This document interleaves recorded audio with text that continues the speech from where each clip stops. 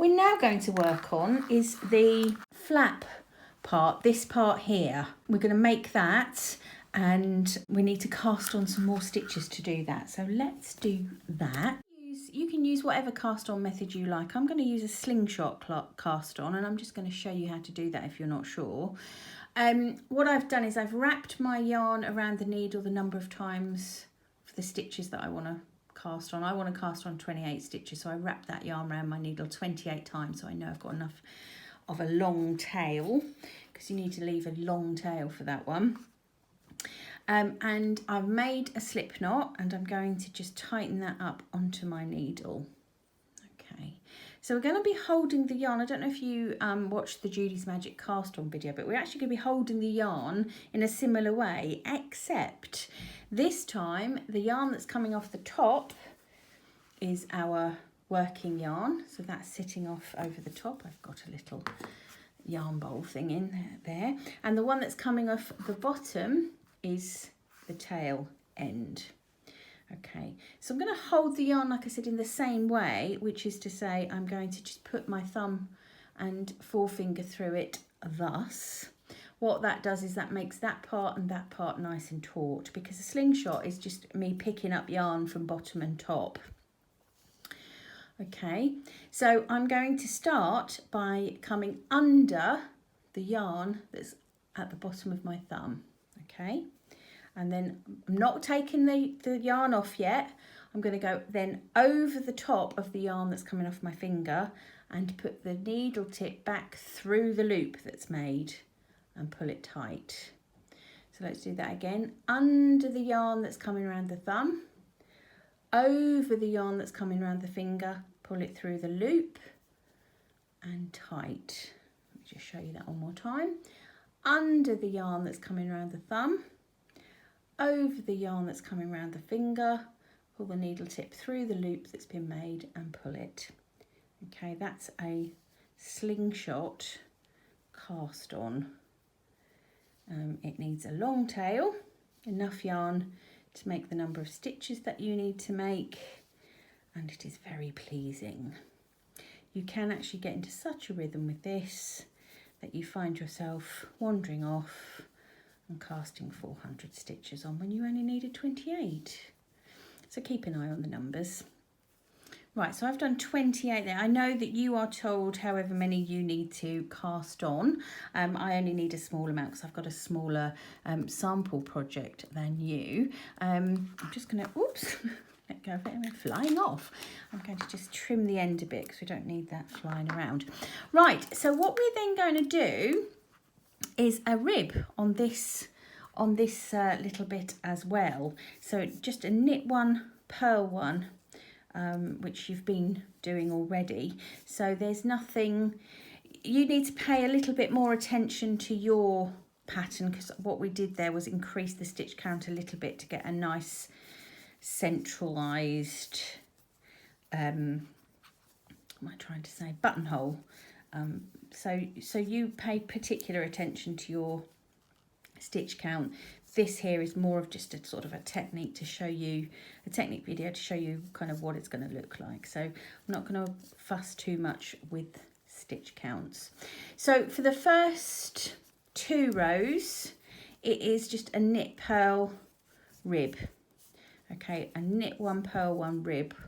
And what you're doing now is you're not working in the round, you're working backwards and forwards in rows, because your work isn't joined into the round. It is a flat piece of knitting. So when I get to the end of this row number 1, or in fact this will be row 1, won't it, as per your pattern, I want to just show you, because when you turn the work, you want to make sure that you carry on that rib in pattern. And what that means is make sure that the stitches you're doing match the ones underneath. All right, so I've turned now. We're not going round and round, we're going backwards and forwards. And you can see that my first stitch on this needle is a knit stitch. So I will start with a knit, knit, purl, knit, purl. I believe in your pattern you have to start with a purl one on your reverse rows, but just pay attention to your pattern. This, as I said, is simply a technique video. So what I'm going to do is I'm going to finish this row because the buttonhole is made on the next row, and I want to show you how to do that. So I will see you in a minute. Okay, so I am now on row 3 and I am just about towards the kind of the middle of my row. Again, don't pay too much attention to my numbers. They're shorter than yours. I just want to look at the techniques. So make sure when you're doing this, you are following the numbers of stitches on your pattern. But I just want to show you how to make a buttonhole. So I have got to the point in row 3 where it says cast off the next 3 stitches. Okay, so I am going to knit 1 stitch, knit another stitch. Okay, that's really important. I'm not casting off that very next stitch. I want to knit 1, knit a second one, and then pull that first one over the one I've just knit. So that's 1 stitch cast off, 2 stitches cast off,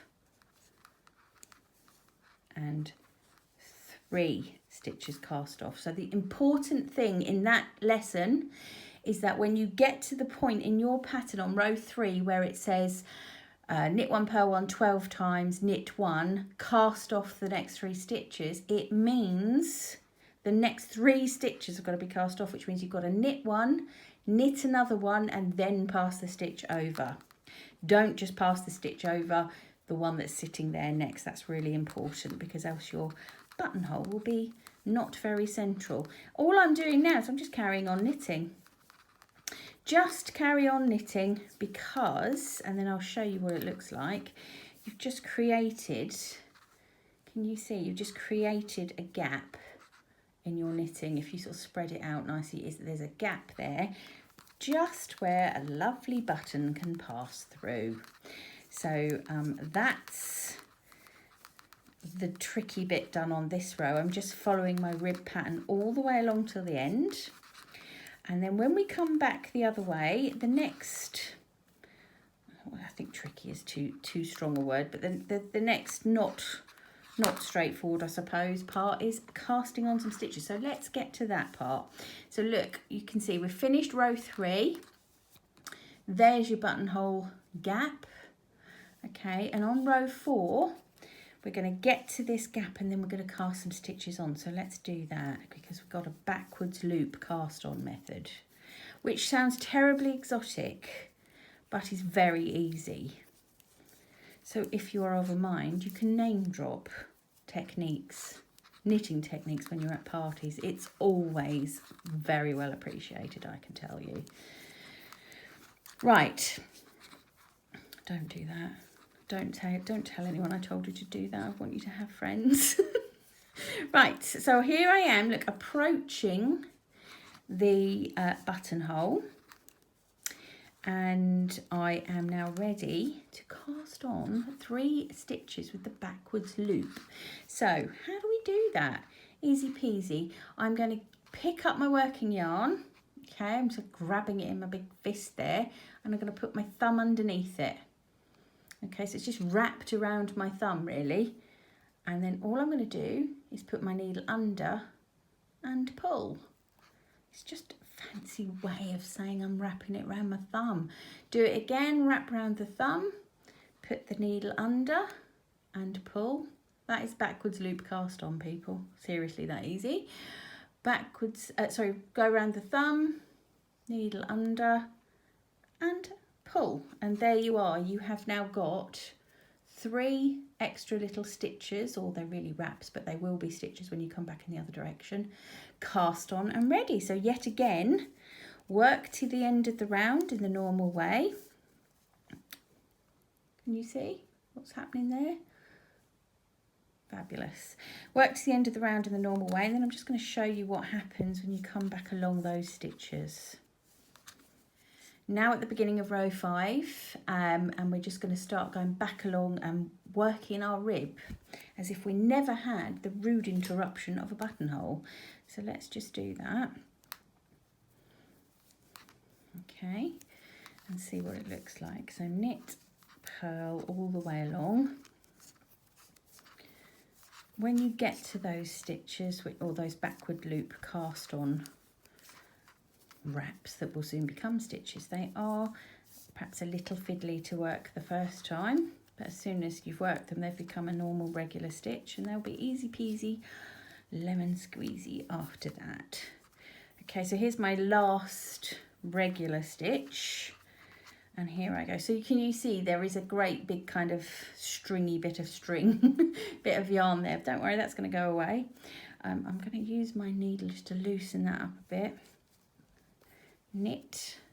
My next one has got to be a purl. Again, still a great big length of yarn. Please don't worry, give it a pull, it will go away. My next one is a knit. Just need to use that. Okay. And then I can continue on with the stitches that are already there. Have a little look and see what that looks like. Okay, I'll just stop there. Okay, there you go. So it's coming back into our rib pattern, and we've got a hole there, a buttonhole. That is how easy it is to make a buttonhole. So I'm going to continue just doing a couple more backwards and forwards rows. I think, how many have we got?